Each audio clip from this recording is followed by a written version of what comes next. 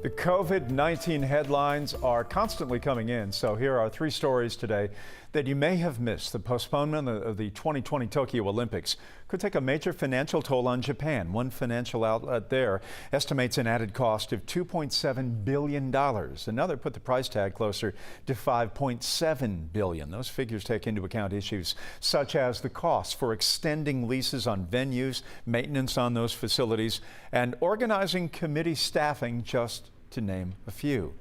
Social giants are working to eliminate misinformation about COVID-19. Instagram launched its new Stay Home feature. YouTube is directing users to credible government websites, and Twitter has even banned the phrase social distancing is not effective. Social platforms traditionally pride themselves on neutrality, but now they are changing their approach to combat what they say are hoaxes that could worsen the global pandemic.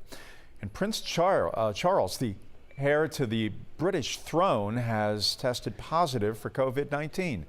His office says the 71-year-old is now showing mild symptoms and is self-isolating at a royal estate in Scotland. His wife Camilla tested negative.